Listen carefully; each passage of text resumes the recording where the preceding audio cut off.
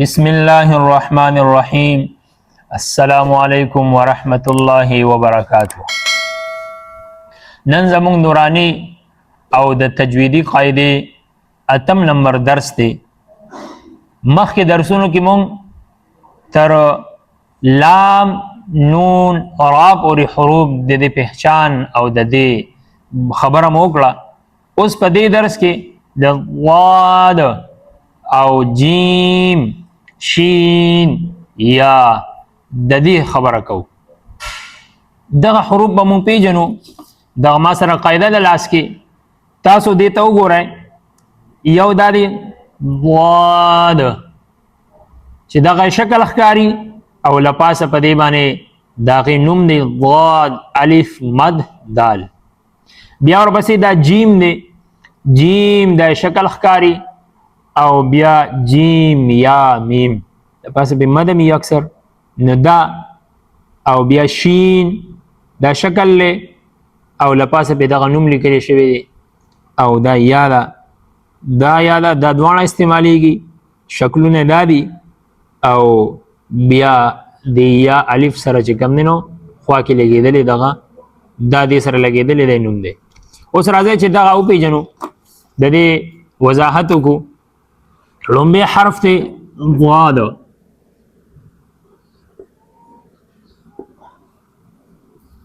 ضاد حرف دی باندې و محنت کول غواړي. د په ټولو حروفو کې د ادایګۍ په اعتبار سره ډېر ګران حرف دی. ښه محنت په پکې کول غواړي چې د دې ادایګي سم وشي. د دې شکل څنګه راځي؟ شکل، نوم او आवाज.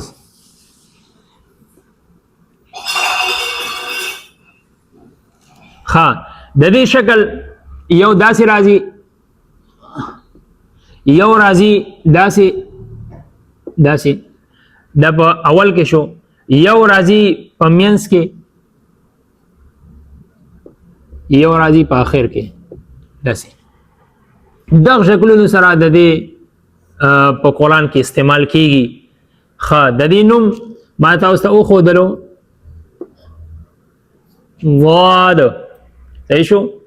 او بیا د دې आवाज زبر زیر پیش پیو لګوا. ضاد زبر ضاد زبر او ضاد زیر ضاد پیش خا.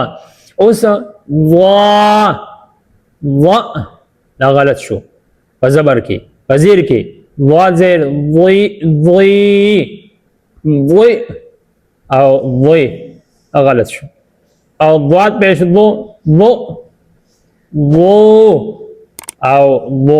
دا غلط شو. نو معنا خپل ادایګۍ سره دا کلی. اوس د دې دا شکلونه چې استعمالیږي نو په اول کې کوم استعمال شي لکه ګوره ضرب یکی ګورو دا دوا د استعمال شوی دی. خمینس کې استعمال شي لکه احضرت دل بمینس کې استعمال شو. ضاد بمینس کې مخ کې حاضر او سترا ده. په اخر کې استعمال شي پورو شکل می دا بلمی لکه ګوره انقض ده.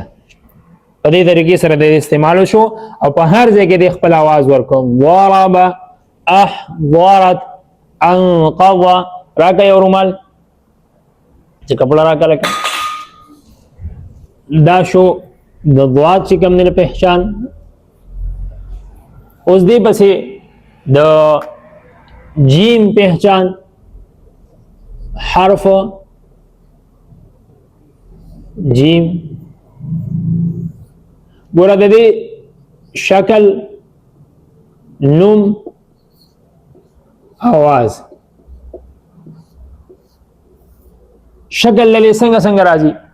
پورا شکل ها اول کې لکه داسې، بیا په منځ کې لکه داسې او بیا په آخر کې داسې. صحیح شو. نوم د دې جیم داسې. आवाज د دې لکه جیم زبر جا جا، جیم زبر جا، جیم زبر جا غلط شو. جیم زیر جی نو جی غلط شو. جیم زیر جی غلط شو. جے مجهول غلط شو. جیم پیش جو صحیح، او جیم پیش جو، جیم پیش جو، جیم پیش جو غلط شو. دغه د دې اوازونه شو خولي طریقې سره جا جی جو.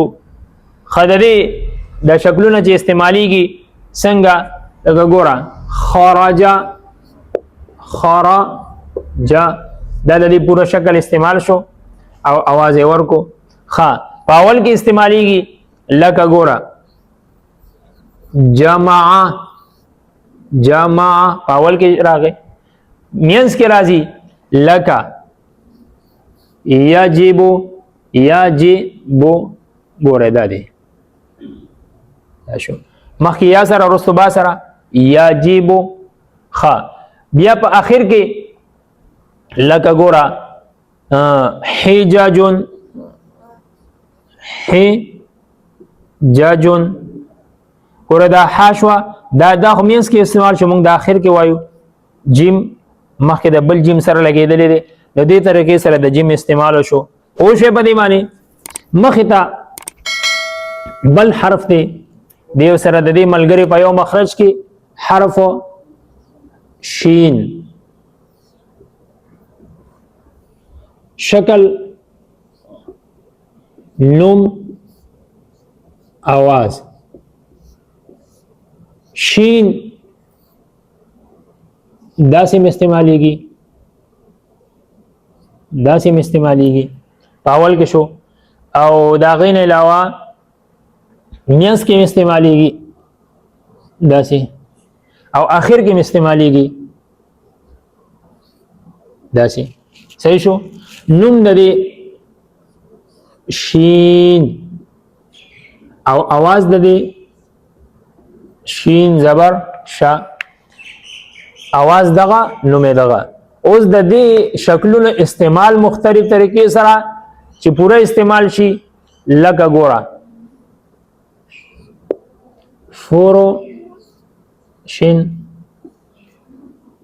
دا فورو شین پاول کې استعمال شي لکه شکارا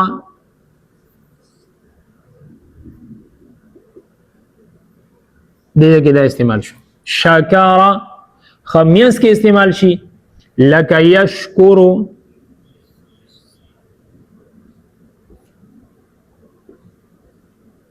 دلته دا دی یشکرو اول یا دا بیا شین بیا کاف دی. او په اخر کې استعمال شي دغه یو اغطشا اغطشا د دې استعمال شو پورا اول کې مینس کې او په اخر کې. دې سره دا بل حرف وایو د دې ملګری د په مخرج کې د جیم شین سره یا دا د یا استعمال څنګه کیږي حرف یا ګوره شکل نوم आवाज شکل لدی پورا داسې دی. صحیح شو. پورا شکل لدی استعمالیږي او بیا د دې یو شکل لازم یا داسې لاندې ته ټکی یو په مینس کې راځي داسې ته دوه ټکی یو په آخر کې راځي داسې مخکې چا سره لګېدلي. صحیح شو. د دې نوم یا الف یا د دې आवाज یا زبر یا زبر یا نه یا زبر یا غلط پئی یا زبر یا غلط پئی او یا زیر ی صحیح یا زیر ی غلط یا زیر ی غلط یا زیر ی غلط یا پیش یو نو یو غلط یا پیش یو غلط یا پیش یو غلط یو غلط صحیح شو. اوس د دې د شکلونو استعمال دا پورا شکل چې راځي دا په قرآن کې استعمالیږي. لکه مثال د دې مثال به ورکو لکه طوا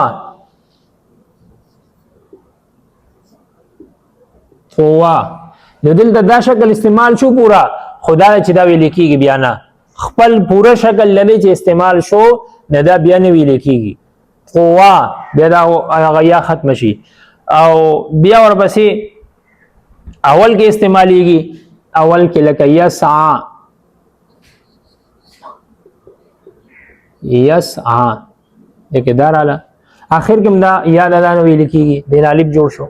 خ په مینس کې استعمال شي لکه ګورا خیر د په مینس کې راغی په اخر کې راځي لکه ګورا علی د اخر کې راغی.